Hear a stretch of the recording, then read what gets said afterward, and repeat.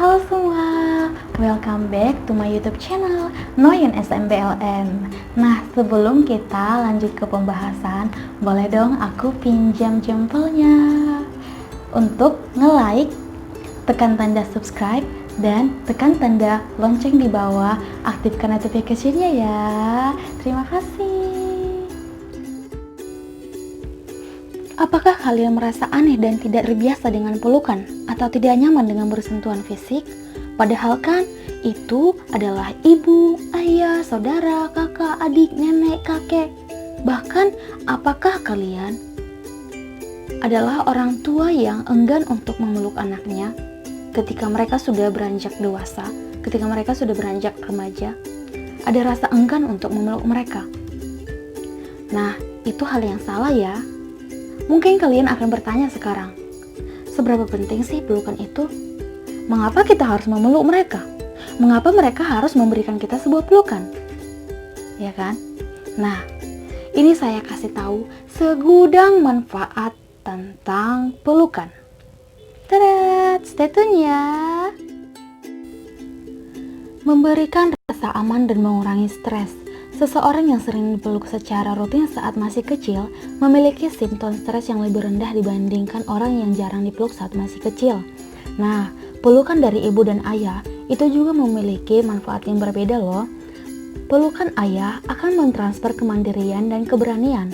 Anak yang sering dipeluk oleh ayahnya akan cenderung menjadi anak yang mandiri, tidak penakut, dan luwes dalam berinteraksi dalam kehidupan sosial. Sedangkan pelukan ibu akan mentransfer sifat kasih sayang, empati. Pelukan ibu akan memberi ketenangan pada bayi, sehingga pelukan tersebut akan membentuk sifat-sifat pada bayi yang positif dalam tumbuh kembangnya. Dan alangkah lebih baiknya jika pelukan ini terus dilakukan dari bayi, anak-anak, menuju remaja, dewasa, dan seterusnya. Yang kedua adalah meningkatkan kepercayaan dan rasa aman dengan orang lain. Saat berpelukan, tubuh kita mengeluarkan hormon yang bernama oksitosin, dan ini banyak menyebar dalam otak.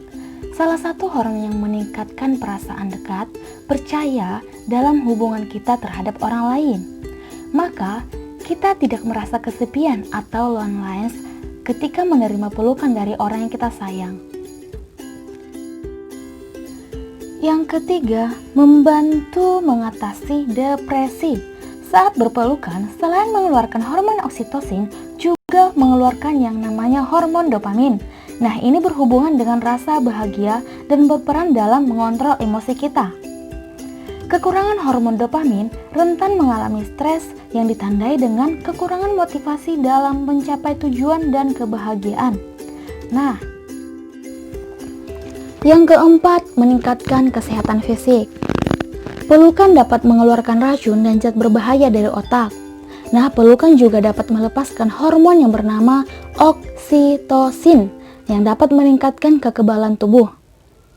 Selain itu, saat kita marah dan mengalami stres, tubuh kita mengeluarkan hormon yang bernama kortisol yang memunculkan memori-memori kurang menyenangkan, dan saat kita melakukan pelukan akan meningkatkan proses tubuh dalam penyembuhan.